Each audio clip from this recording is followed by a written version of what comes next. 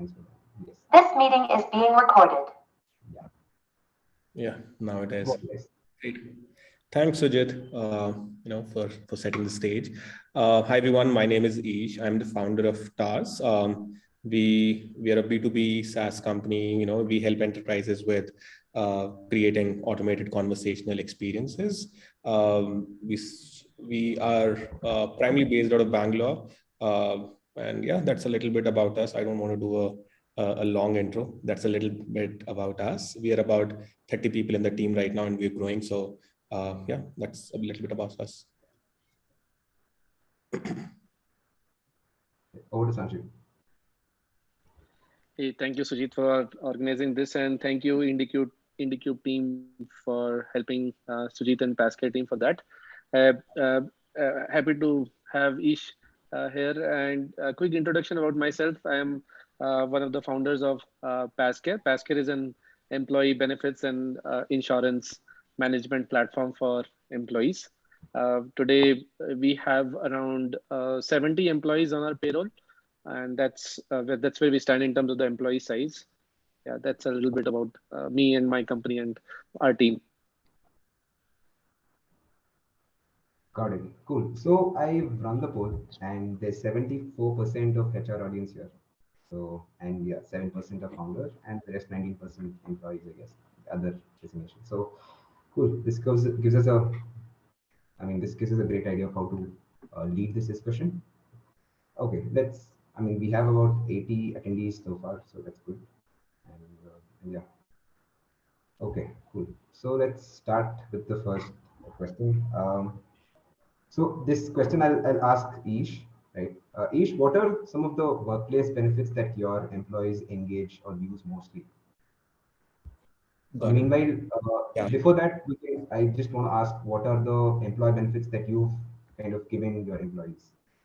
And from there, what are they? Got it. I don't know.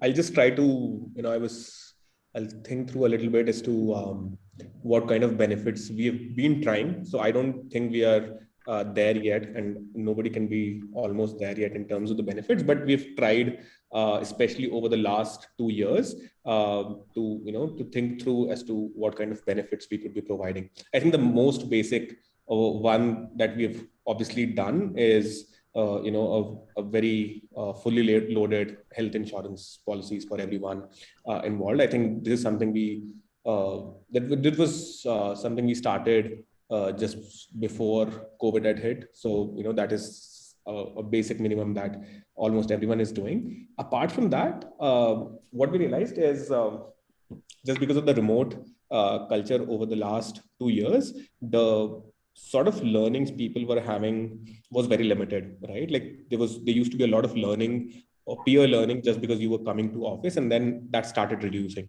So what we ask people to do is, we set aside some amount of sort of a learning budget, especially with startups. I think with bigger organizations, you generally have an L&D team, which generally takes care of it. With small organizations, you don't generally, right? So what we try to do is we set aside a certain budget for learning, and, very basic stuff that anyone can do is just ask people to buy sort of courses that they would want to learn. And this is not just specific to work, right? So people were literally, took courses around, learning how to play a guitar or whatever it is, right? So this is something people want to do. And if you could give them a little bit of a benefit, like it's not a big benefit as well.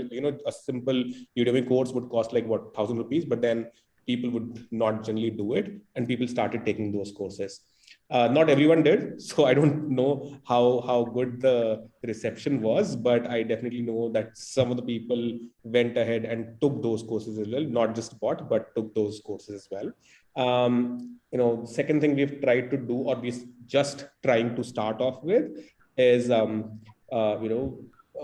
these sessions around I don't know if it would be mental just wellness in general, which is we don't get to speak about how people are doing on a daily basis, and I don't think everyone is comfortable talking about it as well. So just partnering with sort of organizations which are into or which provide mental wellness or mental health sessions is something we are experimenting with. I tried to do this personally. Both of us, both founders, tried to do this earlier. We felt like it was helping us. Then we also, I mean, some of the folks in the team were open enough to talk about the fact that they're going through, say, burnout issues and whatever it is, and we tried to provide it to them first. And now we are trying if it could be a org-wide thing now. Yeah, that's a couple of points. The third one is pretty something which I've seen a lot of companies do, which is again great, is to provide some sort of a work from home setup. It could be as simple as there's a lot of power drop that happens, like you don't have electricity and whatever it is, but you still want Wi-Fi. So if you could give as simple as a Wi-Fi or a router UPS that does the job. So very simple work from home setup is good because again people don't invest themselves, but if you could give them these small benefits, I think that boosts the productivity of people. Got it. So yeah, that's So a little. you kind of offer medical coverage, that is insurance, education benefits, right? Wellness benefits, and work from home setup. Cool. In these four Yeah, things, what are the top two that you think your employees are using the most?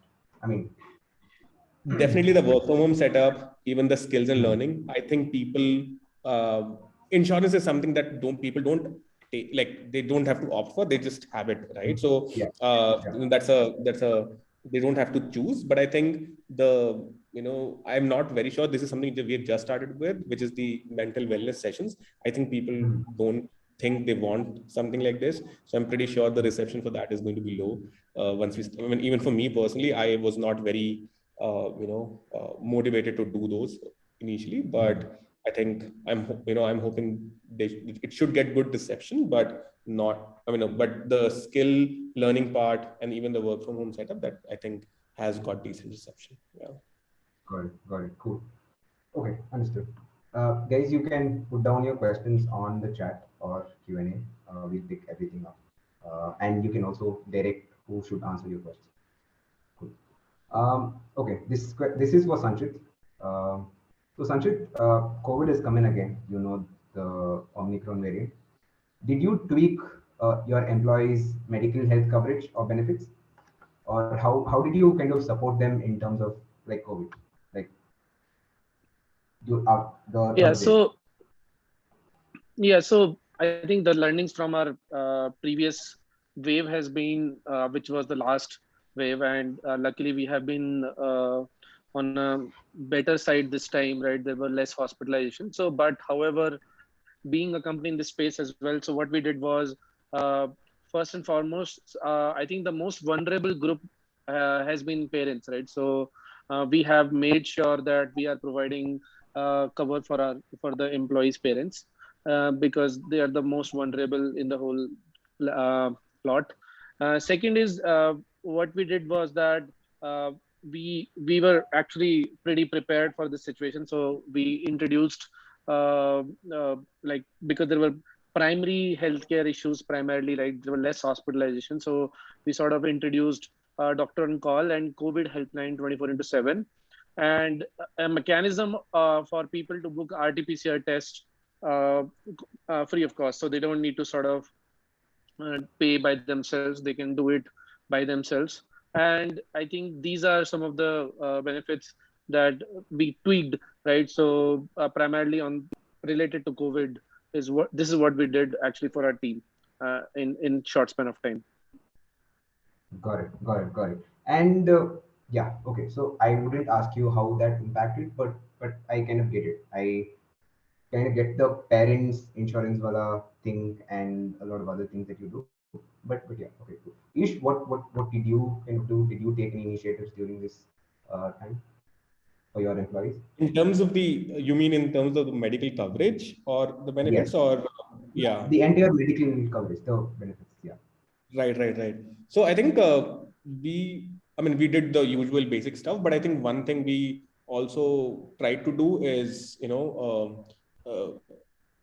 we did hire a few people during the COVID time who were not full-time employees, and we had this policy that only full-time employees would have the insurance coverage. What we tried to do was people who were even coming as, contractual employees or even interns, we tried to, cover even those, because, almost everyone needed, because these were, these could be people just coming out of college who didn't, who were maybe covered under their parents' insurance. They didn't really have any kind of health insurance, and everyone needed, an insurance plan at that point of time. So I think this is one thing we tried, that, it doesn't matter if it's a full-time employee versus someone who's not. Everyone should have a COVID, or everyone should have a health insurance, which covers obviously the COVID care as well. Yeah. Got it. Got it. Good. Understood. Understood. Okay. So moving on to the next one. Okay, I think Ish would be the right fit here. Ish, because you said you've given mental wellness sessions, you're trying out mental wellness sessions, right? So the next question is around mental health only. So, I mean, as you guys know, mental health has been a trending topic for a while now. And so, what are some of the initiatives that you've taken? I mean, you said you've organized mental wellness sessions, you've partnered with a few people and have organized mental wellness sessions. But how could and how is the progress looking like? And what would your advice or opinion be to other people? How could they start a mental wellness program at their organization? I wouldn't say I have an advice, because we're still very early in that ourselves, but I could just definitely talk about some of the things we try, so that, people, I think the first step is to just understand how people are feeling. It's the organizing something which people don't even, do or take, is a secondary step, but just knowing how people are doing is very difficult. Like, you could earlier be in the same office and you could get a sense from someone's body language that they're doing well or something is happening on their personal front. These days you don't, right? And so one thing we definitely, like, very very basic things we try is, if you're coming on a call, do a switch on your video, because if the videos are not on, it's just impossible to know what's happening in someone else's life, right? Just a very basic thing, but you can't do something about a problem if you don't know a problem even exists in the first place, right? Second thing that, we try is to just ask how someone is doing, and not just jump into the meeting agenda right away. Like, literally just ask people, how are you doing today, and, what's happening in their life. Spend 5 to 10 minutes there and then jump into a meeting, right? Third thing that I personally try, which is difficult to do at scale, I know, possible to do in smaller orgs maybe, but managers could possibly be doing these once in a month maybe, or, just conversations around how people are feeling, right? It's definitely difficult if you have a, massive team, and difficult to scale it as well. But I think that definitely helped us. We knew what people were feeling, just because we set aside certain time to talk about how was the last month, what's, how are you thinking, anything that we could help with, and all of those, right? And then, from those conversations, I think we started saying that, we don't know how to help people, right? Because we're not experts at those. Maybe there could be someone external or external services who could be helping, people with this. So that's a little bit, I think, it goes back to the fact that the solutions are available, but we should know that the problem exists in the first place. Yeah, I mean, that's a little bit from my side. Yeah. Got it. So I'm just curious here. So you said, okay, basically you did a one-on-one. You spoke to your employees, kind of try to understand what mental state they are in, because they're working from home. Like, everybody's working from home, and then kind of from there you came to a conclusion. Okay, let us have I mean, the it's mental not a wellness conclusion, session. but I would say it's a it doesn't start and end anywhere. It's a gradual thing. You just keep doing. I mean, it's not like once we implement something, we'll stop doing that. You just keep doing that, right? But I think just a process or just an intention or willingness to figure out um, if you want to understand that from the team members, that is one, right? Or you want to set Got it. aside certain time to figure that out is important. I think Got the it. solutions are available and you can easily figure out the solutions as well. But the first step is to figure out that, yes, I want to do this in the first place. Got it. Got it. Understood. So, if you could deep dive into how did you implement this? I mean, you figured out and all that. What are some of the solutions that you implemented and are currently working for you? I mean, I know it's early stage, but if you can Yeah. explain, I mean, give a few examples, it will be helpful for the audience also. Sure. So one thing we've done is, for instance, we recently did this. I don't remember or recall the company name, but they these are like not like trained professionals in a way. Like these are therapy sessions, but they did like a team-wide session for us. And it was a pretty engaging session. Like just because we've got a certain technique to figure out how people are feeling and whatever it is. We did like a team-wide session just to get give people a sense of what could be doable if they're doing one-on-one sessions as well. So we started with these with this team-wide session, just a 1 hour session. Everyone in the team was there. We tried to make sure everyone came in. That is one.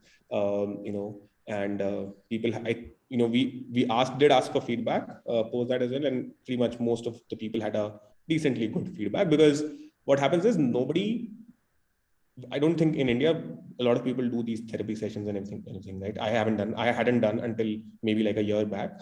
So like, never knew what could be the outcome, and you wouldn't realize the outcomes of it even for the next 3 months. Like, you start doing these sessions and whatever it is, one-on-one sessions as well, and you wouldn't realize the outcome, because it just doesn't reflect right away. It's not like you would do something and you would see an outcome the next day.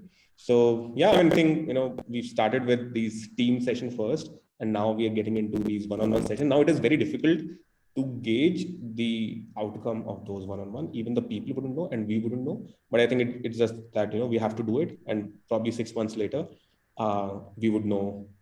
We should see some change happening, but I think it's just something we should be doing. That's what I think. Got it. Understood. Cool. So, yeah, that was nicely explained. We'll move on to the next question.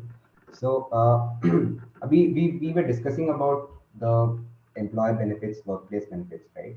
Now, I want to kind of move, and I want to move the conversation to slightly how do we brand these employee benefits and attract and retain talent, right? So we were discussing about work from home benefits, medical coverage benefits, mental health benefits, all the workplace benefits that that an employee can provide his or her employees, right? Now, how does an employer, as an employer, brand those benefits and attract the talent? Let's talk about attracting talent, then we'll come back to retaining, right? So yeah. I mean, anybody could answer. Ish, Sanchit. Sanchit, I would want you to answer. Yeah, I think the most important thing to understand here is today, right? In fact, the new generation, right? So, like they want to either work for a very large enterprise, right, where they get stability, and then the second is if you are a young organization, so you have to have a brand for yourself, right? So, uh, in terms of how is the company growing, right? So as an example, right, if you are like a hot company right today, or a hot startup, right, there is a high probability that you are actually able to attract a little bit more talent, right? So it's very important for any founder or any HR leader in any organization to have a brand of himself or herself, right? So I think if you are in HR team, I think this is actually important that you are very active on social media, starting from being on LinkedIn or on Twitter. That's where your new generation employee. And actually, we have been able to hire some really good employees directly from references through social media instead of, or Twitter, right? Specifically. So it's actually it starts from that actually. So what's the brand of the team that is involved in hiring, right? So it actually starts with HR leader. I see some HR leaders are very good influencers. Are you writing content about what you are doing about in your company to for the well-being of your employees or the benefits of your employees, right?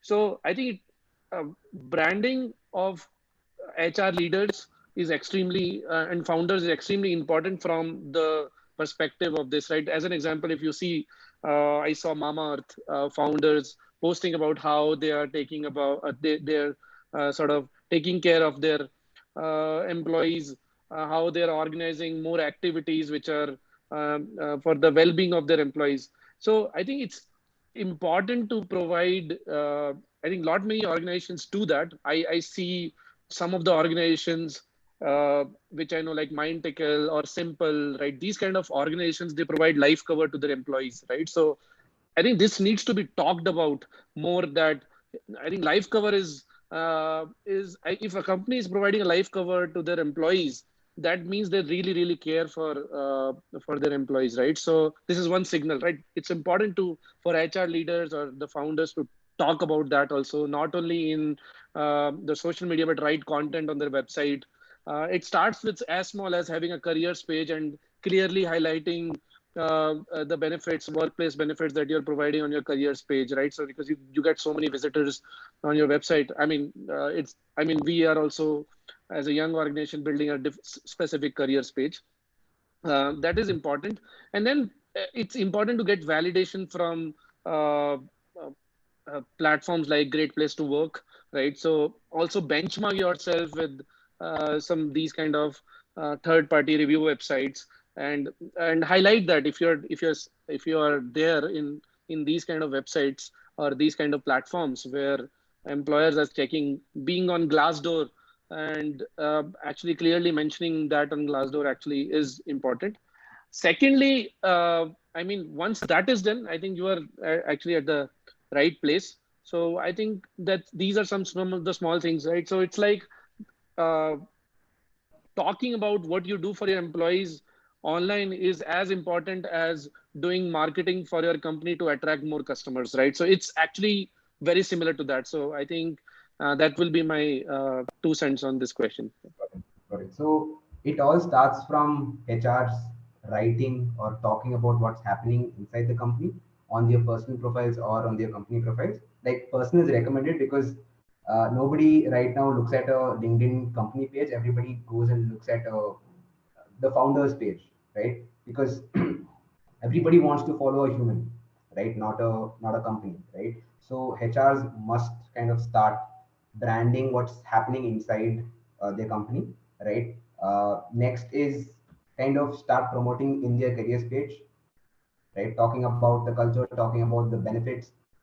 Third is third party sites where like Glassdoor, where usually employees, because when I kind of joined Pazcare, I went in, I went to different websites and saw the reviews and only then joined. So I think new age digital employees like me would want validation from others before joining the company, right?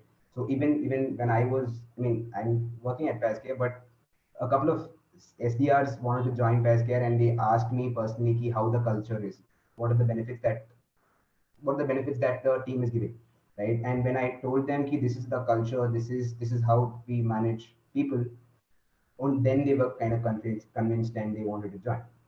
So yeah, it starts from HRs. What I would recommend is like now, so if a company's branding should happen, now the founder is writing about it. In the founder either has a blog or the founder either is active on LinkedIn or Twitter, right? The same applies to HRs when they want to hire talent, right? HRs should kind of talk about what's happening inside the company on their LinkedIn, or they can create a normal blog page, normal blog anywhere, WordPress, anywhere works, Substack, and kind of keep talking so that when so when an employee comes in and if he looks at your content, he will kind of assume he okay, he's working under such a, I mean, he'll be in a team where there's so many things happening. Like things are transparent, culture is nice, a lot of employee benefits, a lot of workplace benefits are actually implemented, and people are giving reviews. So absolutely, Sanchit. I mean, Ish, what's your take on this? I see that you are hiring sales people, right? You're hiring sales people. That's what your LinkedIn bio says. So when you hire talent, right, you have a set of criteria that you look at, right?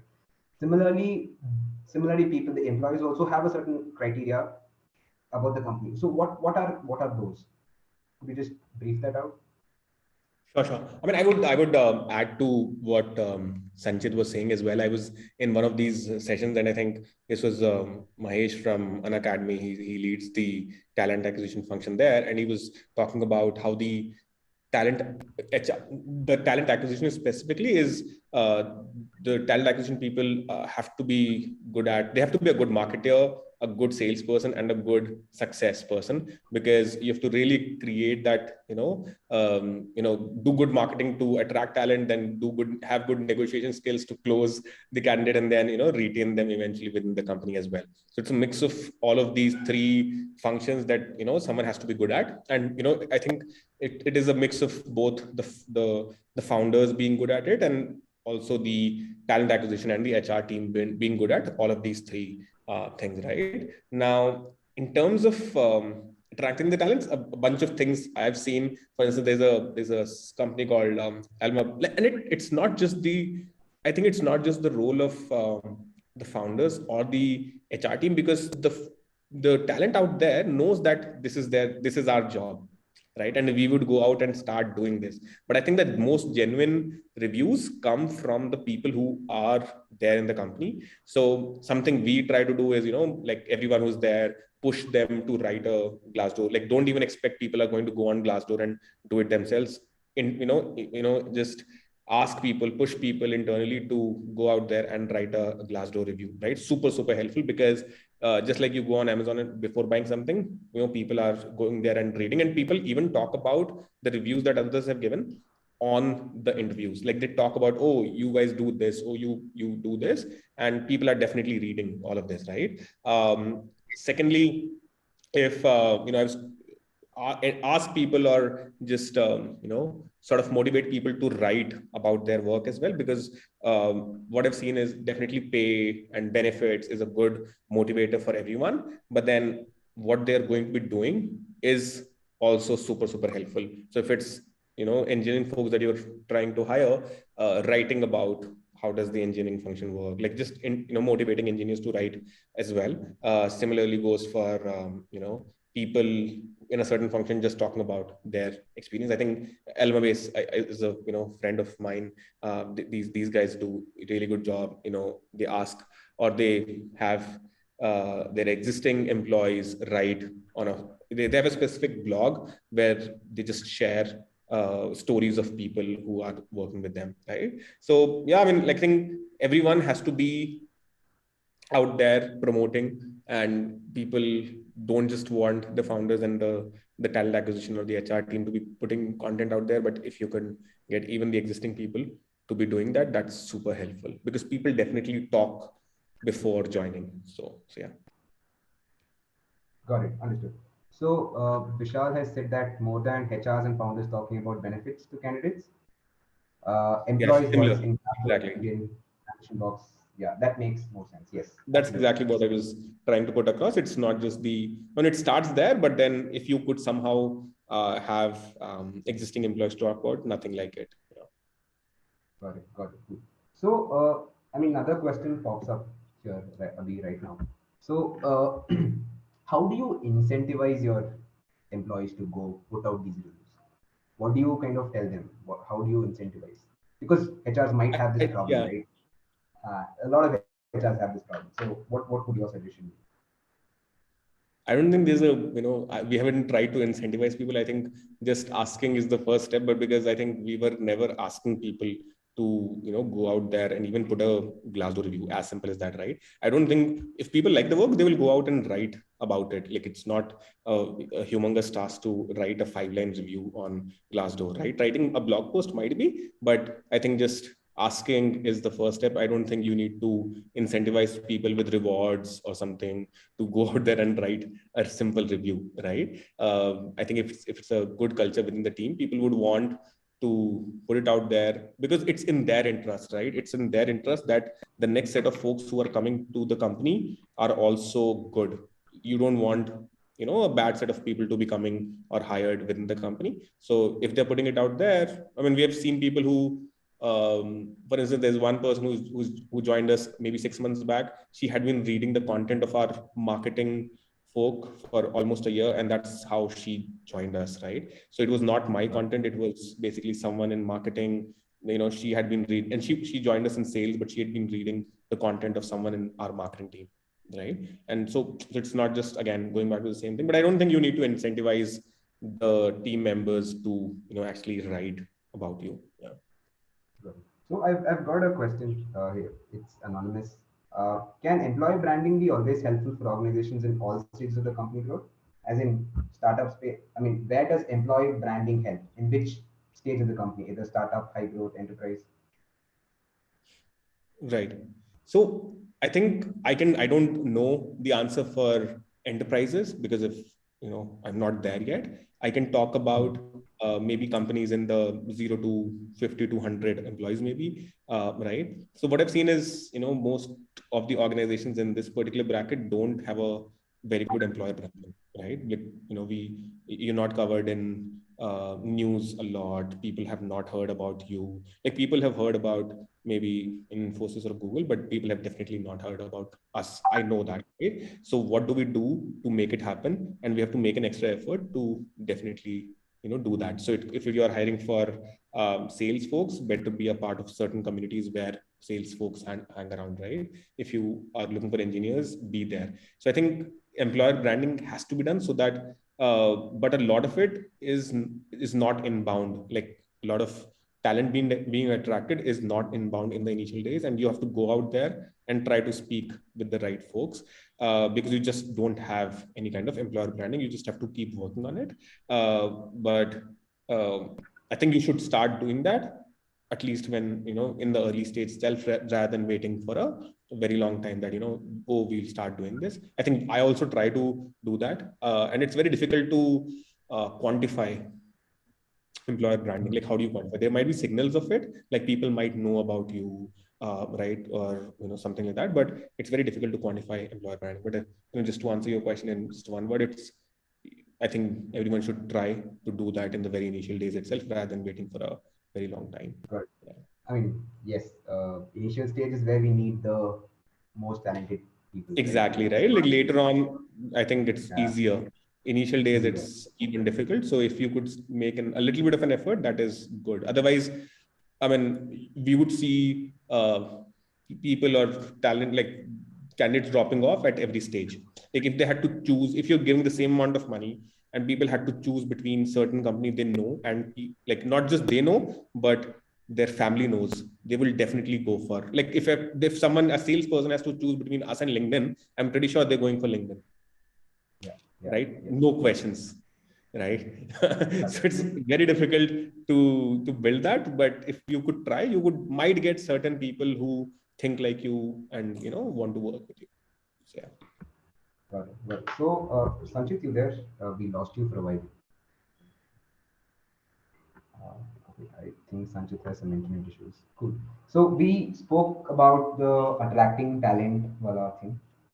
Now I want to kind of dive deep into how do you retain talent, right? And retaining talent in terms of workplace benefits. So how do you keep optimizing your workplace benefits to retain talent? So yeah, how do you do that at Tars? Right. So I don't, again, just my perspective might not be relevant for everyone. So, that's just a caveat there.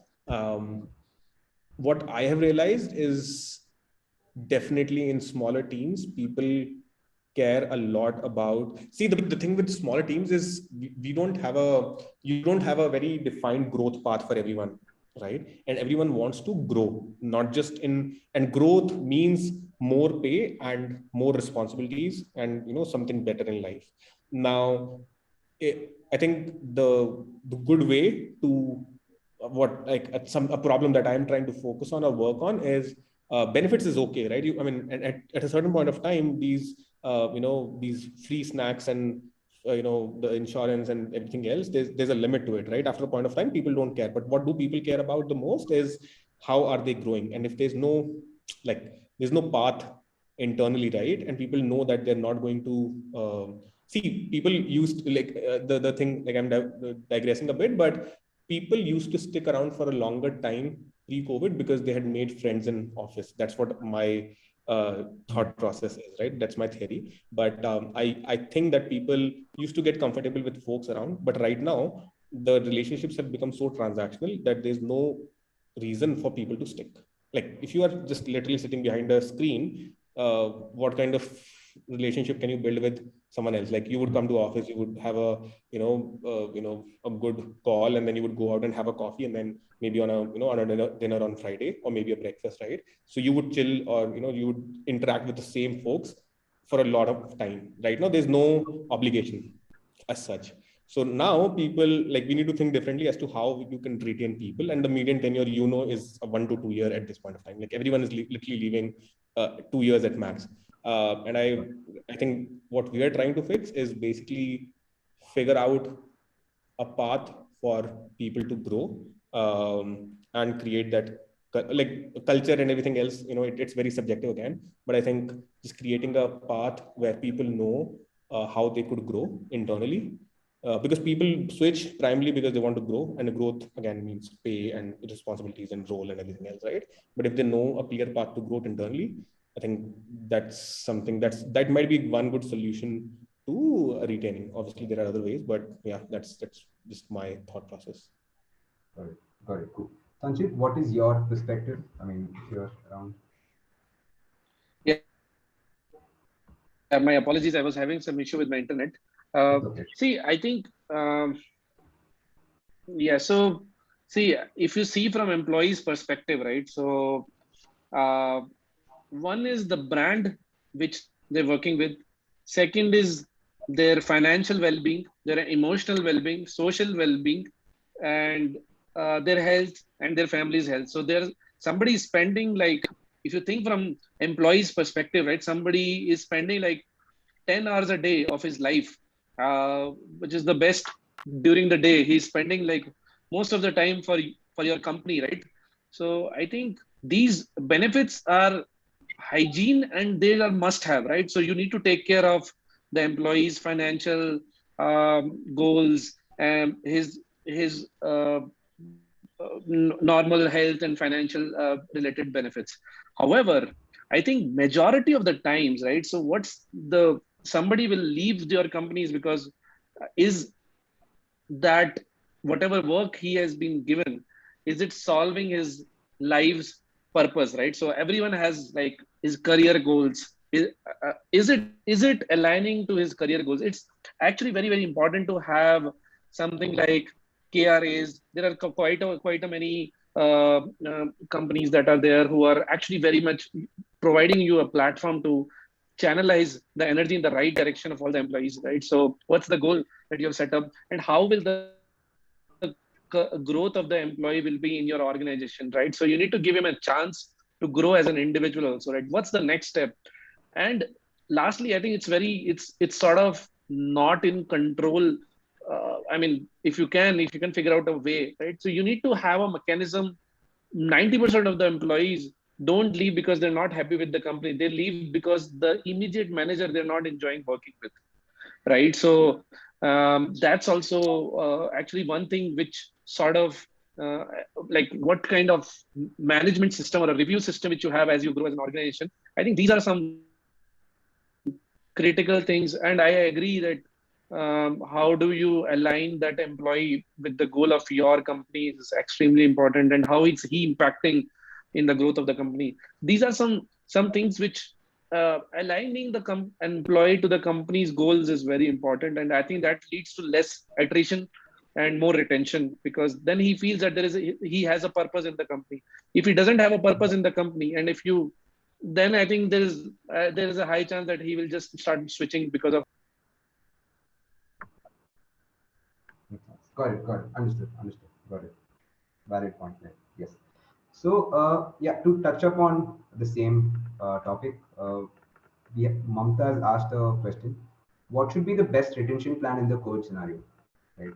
Ish, you said that before COVID, people used to stay, I mean, for longer periods because they used to make friends, and it's difficult to kind of break relationships, right? But what would you kind of suggest?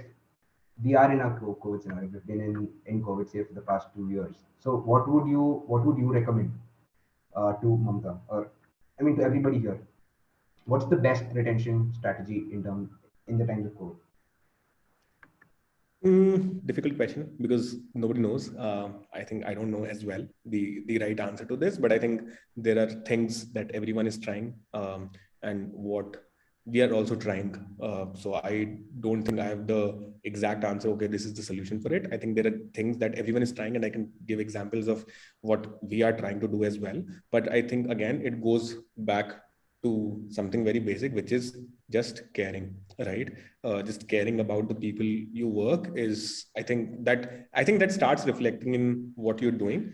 It could be like things I mentioned, just caring, like just doing these one-on-one calls, the manager with the individual contributor. If the manager is able to do these one-on calls, even maybe within a month, that's fine, right? That just means that someone cares about my growth plan or how am I doing, how the growth plan. I mean, people do that, but I think the entire review process generally is a very formalized process, which everyone knows is going to happen in the company. I'm going to get my appraisal because of this review process. But if someone can care on a personal level, that how are you growing? How can I help you? Right? Literally, how can I help you is the question. If people here, they would want to work, and people would feel connected to the organization, because I feel the problem is literally again nobody cares at this point of time. Nobody feels that connection with the company, right? People would want to switch very quickly just because there's no incentive to stay in a certain company, and you could switch and get a better hike and everything else.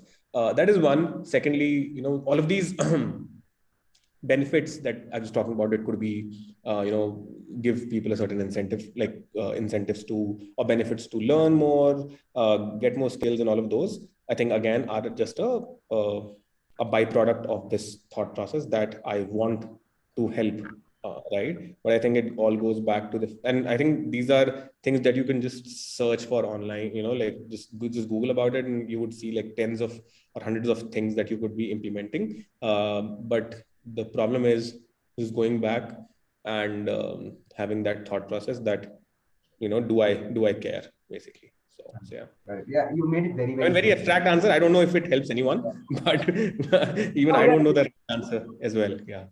Yeah, yeah. Thinking from first principles always, yes. Taking care of your employees, spend more time with your employees, and obviously your Right. employees will give you back, right? Because So, even like if like, so if you are working with Pazcare, right? What do you care about? Like, we don't have to ask here, but just going back and asking, people don't know what they want, right? But I think if people feel connected, people stick, right? That's as simple as that. If people feel connected, they'll stick. If they don't, they will move on, right? But I don't think you would want oh, if someone gives me 30% more, I'll just switch. No, you won't, right? Because if there could be, there might be an opportunity for me to make 50% more. So money is not the motivator always, but I think even people don't know what they want. I've seen a lot of situations where people are just moving because they're like, okay, let's just explore. Like, there's no explore, reason. yeah. Let's Yes. just explore, right? So how do you answer this? Let's explore as a problem. Very difficult. Yep. Got it. Got it. I mean, like if you ask me, right, personally, I feel that, I mean, there are all types of uh, colleagues we have, right? So, but I think from employer's side, I feel that it starts from the founder, right? What kind of company culture or what kind of basically the benefits that you want to offer to your employees, right? So what kind of mindset the founder, and then the HR, how HR plays an important role in influencing the founders in HR leadership plays an important role in influencing the founders and educate the founders that how can we be more employee friendly, right? And we Mhm. care, like, I mean, if you talk about like companies like ZS, right?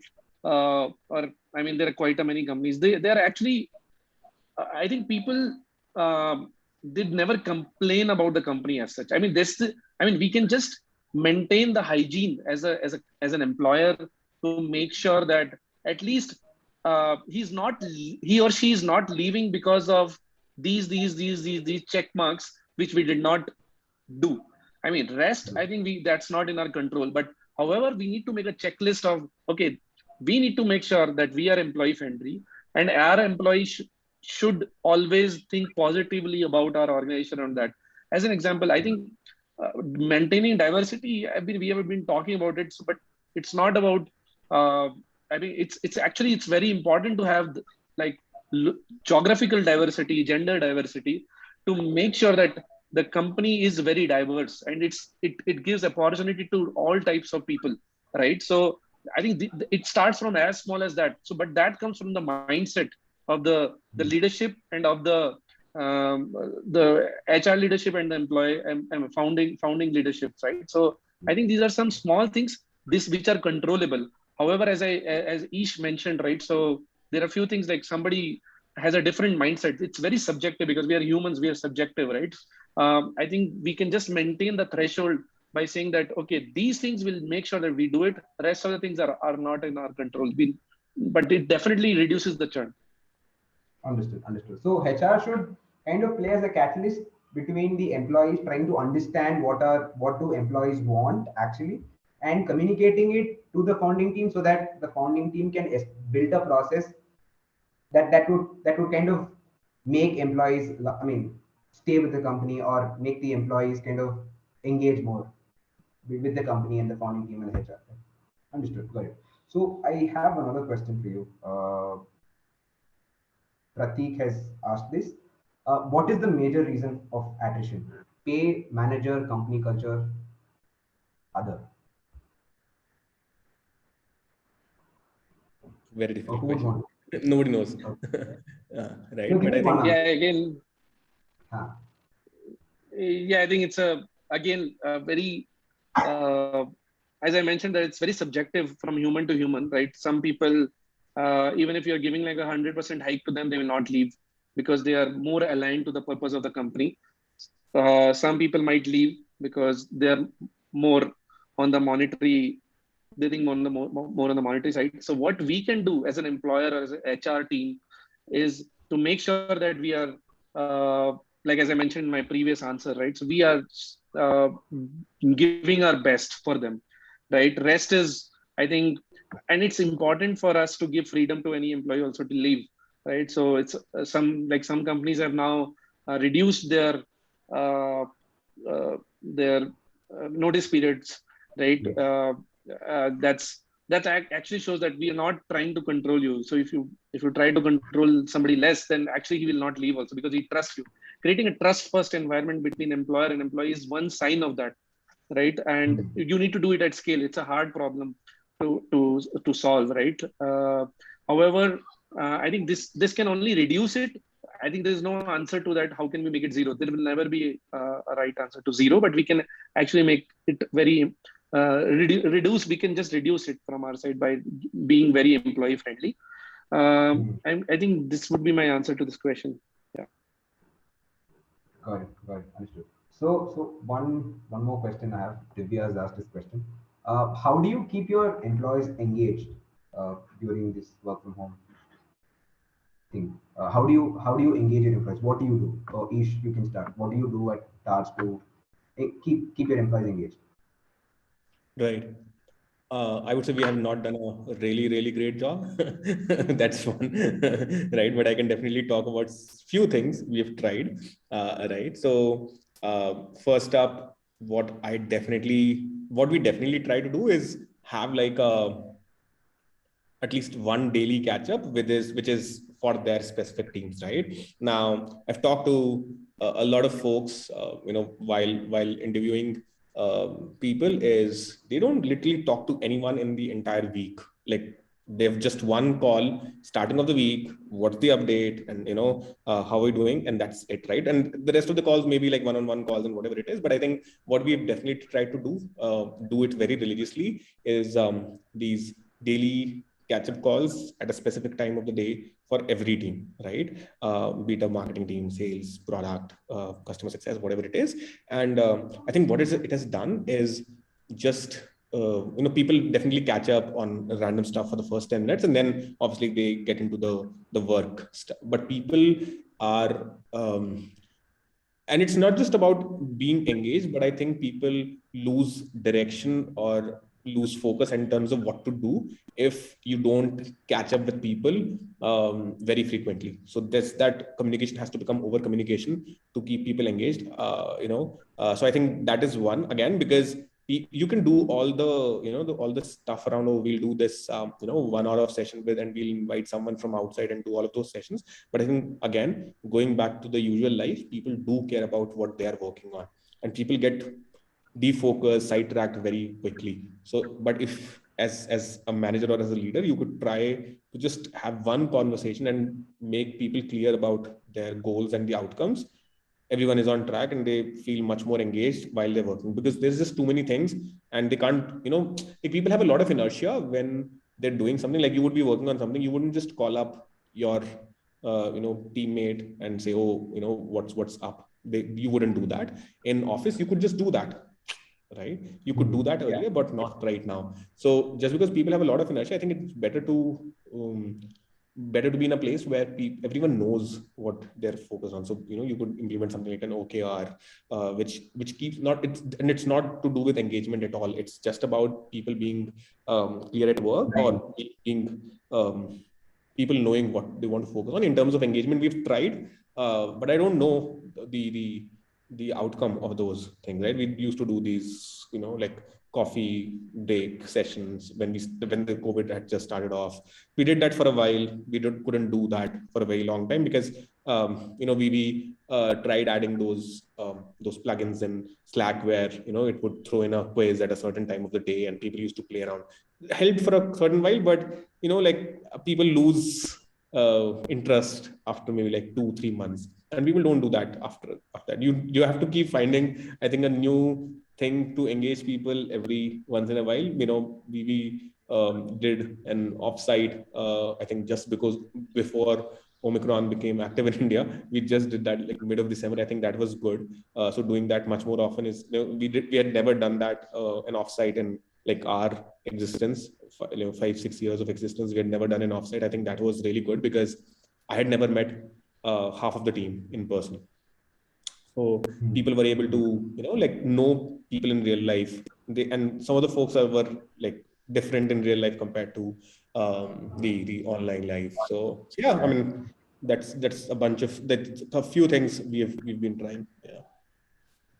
So just to add here, like one of the things that we have tried at Pazcare is that like we have we share we send them some message with a gift regularly, right? Not like at the time of only onboarding, right? So I mean, when you make a welcome kit, I see that many people have like very, very comprehensive welcome kits these days.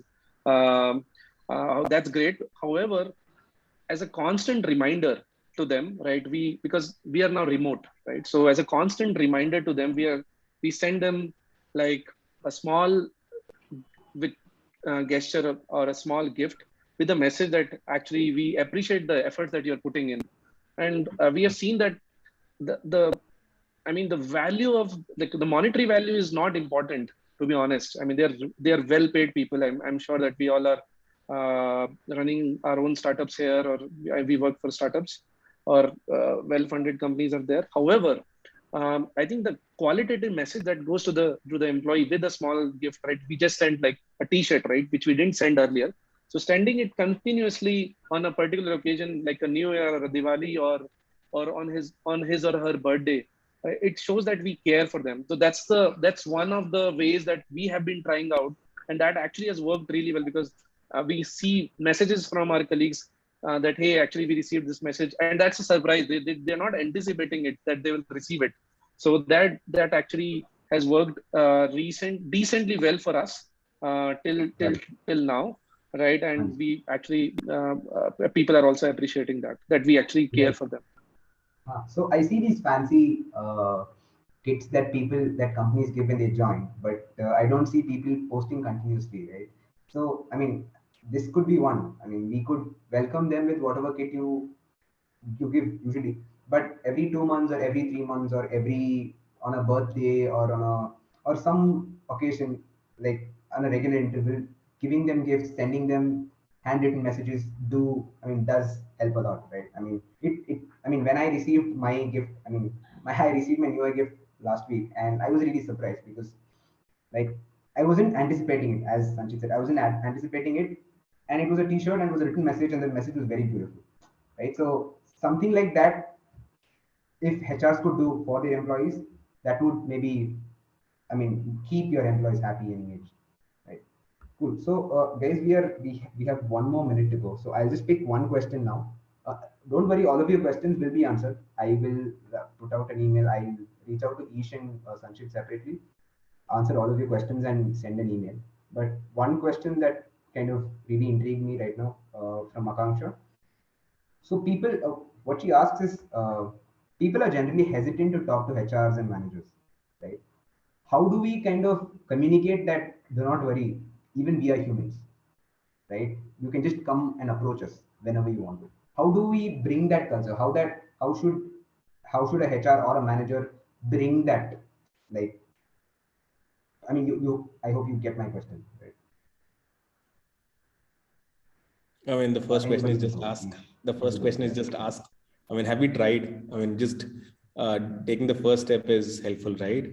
I think everyone knows the answer, but we don't end up doing that because there's an inertia, right? Like if I have to understand, I will just expect them to come to me and talk about it. Nobody is going to, right? Can you take the first step? Like I try to take the first step where I'll just literally call up anyone, right, for that matter, whom I think I haven't interacted with in a while, and just talk, right? And nothing about work as such, just ask, how's it going? As simple as that. But because like we expect people would come and people would talk, nobody's going to talk. Like people wouldn't do that. There's so much happening in their life. The last thing they will worry about is, oh, let me just talk to my manager now and talk about my personal life with them, right? They're not going to. So you first start sharing your personal life with them, and then they open up and they start talking. And so I think it starts with the first step. But the first step is, I have not seen people coming in and saying, oh, Ish, I want to do this one-on-one with you, and I want to share about my personal life with you. Like nobody's going to do that, right? So I think, and it's not going to happen on day one. I think people are not comfortable sharing that. But I think taking that first step from our side is helpful. Nobody's going to come and talk to us. Got it. Understood. Makes sense. Yes. So yeah, even I've noticed with my team, if I don't open up, I don't see any of my teammates open up. Right? You be casual. You tell your whatever is happening in your life, what excites you, what pisses you off, right? And then they become and then they like sort of break that barrier and start sharing things. So yeah, it starts from the founder, starts from the manager, starts from the HR, and then it drips down Right. to the employee. So yes, got it. So nice, guys. It was a very exciting session. Hope you liked it.